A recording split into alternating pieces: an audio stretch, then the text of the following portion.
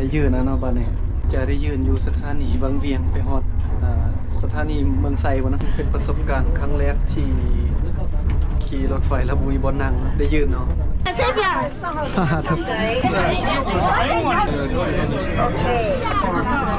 ครั้งแรกที่มาเห็นประสบการณ์แบบนี้ไปบ่ได้เลยบ่นี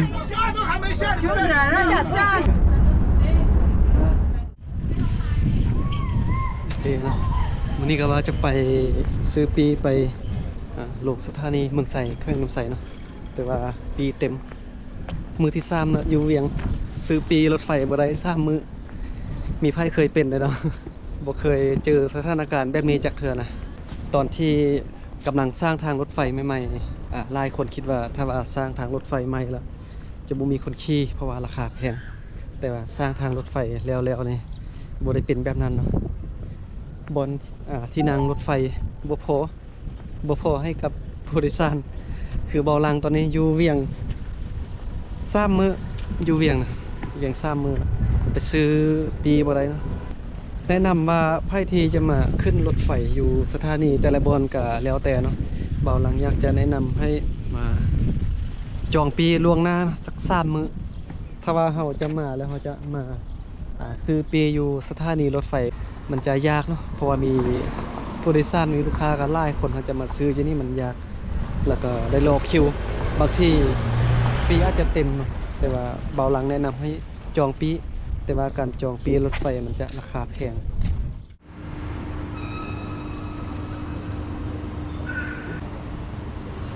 ตอนนี้เบาหลังก็ได้ซื้อปีเข้ามาในสถานีรถไฟแล้วได้แบบนี้แล้วแต่ว่าจะไปลงเมืองไซเลยบ่ได้นะจะซื้อปีไปลงที่วังเวียงแล้วก็จะต่อปีไปบนแน่ใจว่าถ้าว่าต่อปีเราจะได้ยืนหรือว่าได้นั่งเดี๋ยวก็รอรุ่นนำกันว่าเบาลังจะได้นั่งบนนั่งหรือว่าจะได้ยืนเนาะอันนี้จะเป็นสถานีอยู่นครหลวงเนาะ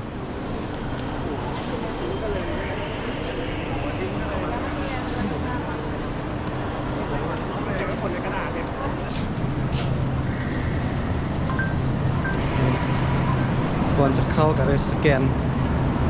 นปีรถแต่ว่าตอนนี้ยังสอบตู้อยู่นี่ยังเป็นตู้รถเปิดซ่อง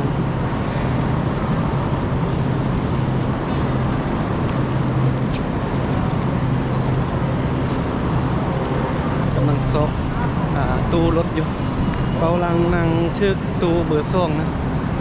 เบอร์3เบอร์4เบอร์ซ่องน่าจะอยู่ทางด้าน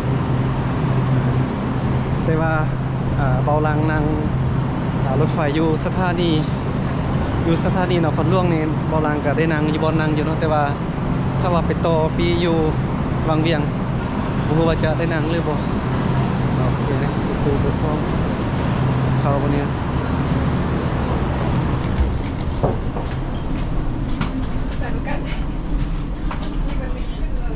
บรรดาทานยิงแต่ทางซ้ายยินดีต้อนรับผู้โดยสารบรรดาทานขึ้นนับเครื่องอันตรายขึ้นรถไฟกรุณาปฏิบัติตามระเบียบการนำไส้รถไฟนั่งรถไฟด้วยความสุภาพ06นี่แหละเอาผู้เดียวมาตัวนี้บ่เนาะตัวนี้เองล่ะมานะเพื่อน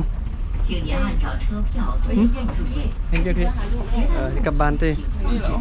บ่เห็นวังดนบ่จื้อ10 ปลายปีเหรอไม่เห็นโอเคนะตอนนี้เบาลังกันสอบที่นั่งให้แล้วนั่งอยู่ตู้รถเบอร์2เนาะแล้วก็ให้เบิ่งบนนี้นิดนึงนะอันนี้บนนั่งของเบาลังนี่06A แต่ว่ามาเบิ่งบนนี้มีแต่เลข6คิดว่าบ่แม่น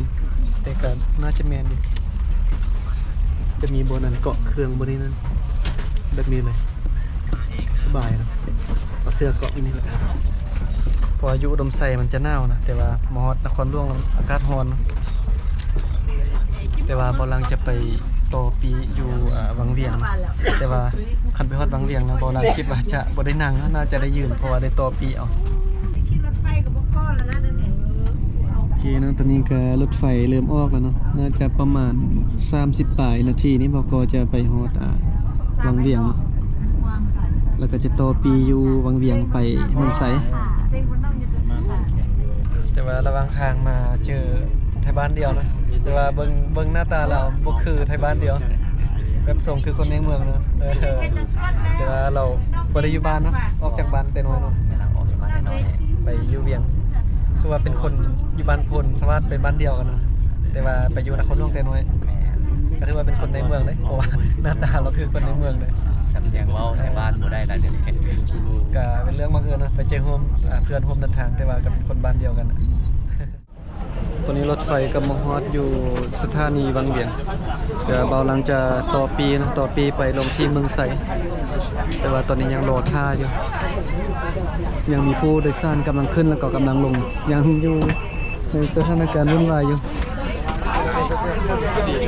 ตอนนี้เบาหลังบ่มีที่นั่งนะตอนนี้น่าจะได้ยืนอยู่ที่วังเวียงไปลงอยู่ที่เมืองไสนะตอนนี้เมื่อกี้ถามพนักงานเขาจะว่าให้รอท่ารถออกไปประมาณ5 นาทีหรือว่า10 นาทีก่อนแล้วค่อยไปต่อปีนะได้ยืนนะเนาะบ้านนี้พระเจ้าก็มาต่อปีแล้วก็ยืนคือกันบ้านนี้เพราะว่าซื้อปีเต็มมาแล้วเป็นประสบการณ์ครั้งแรกที่ขี่รถไฟแล้วมีบนนั่งได้ยืนเนาะยังดีที่ว่าได้ขี่รถไฟแบบแบบไปนิดนึงนะสถานีหลวงพระบางปลาตัวยัดถึงเข้าแล้วมันสับสนวุ่นวายกันนัดเลย三奶这边呢，三奶这边。 ฮ่าฮ่าครับ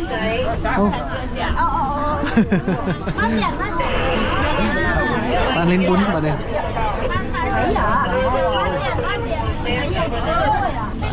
เรียนเบาดังนะตอนนี้200几的啊。那边没下去车呢。快要没下的了。车都没下去你的。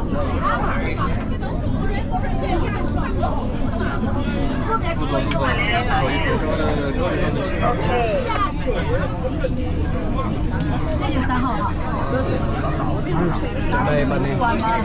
看号入座，就像看电影一样，这有什么好挤？都不是那九十线，就ไม่ได้เจอเลยนะครั้งแรกที่มาเห็นประสบการณ์ด้านนี้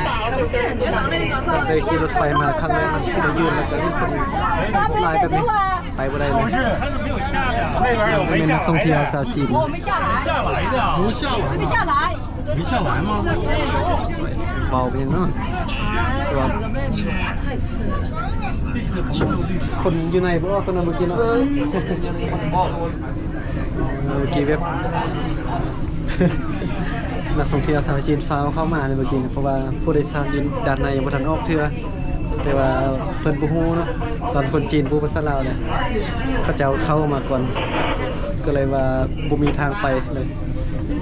วุ่นวายขนาดเมื่อกี้นะ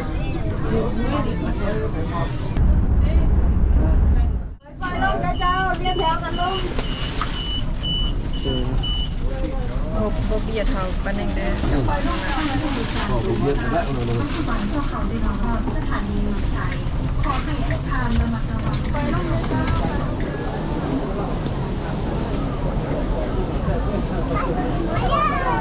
ไปเลย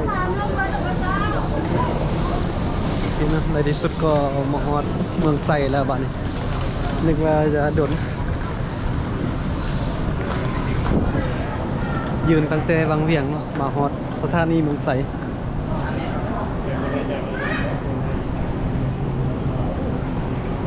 คนมาบอกได้หลายเลยบ้านนี้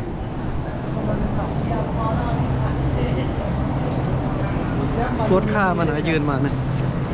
แต่ก็ยังดีนะที่ว่าได้ขี่รถคันที่ไว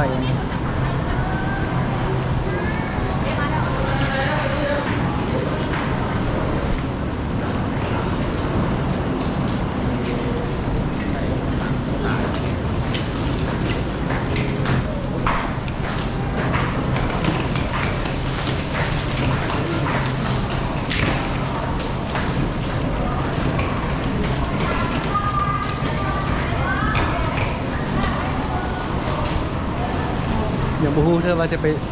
จ่ายบนต่อปีเมื่อไรเดือนโอเค ตอนนี้เบาลังก็ได้ขี่รถมาฮอดสถานีเมืองไสฮอดแขวงอุดมไสเนาะแล้วก็ต่อไปเบาลังก็จะขี่รถจากอยู่ที่เมืองไสนี่ไปมหนระยะทางประมาณ90ปลายกิโลแต่ว่ามาฮอดอุดมไสนี่อากาศหนาวได้อพ่อพี่น้องบ่คืออยู่เวียงเนาะอยู่เวียงอากาศร้อนแต่ว่ามาฮอดเมืองไสนี่อากาศหนาวซึ่งว่ารถจักรของเบาลังก็อยู่ทางด้านหน้านี่เนาะฝากไว้มื้อหนึง 3,000 กีบเนาะครับฝากเบาลังฝากไว้3มื้อ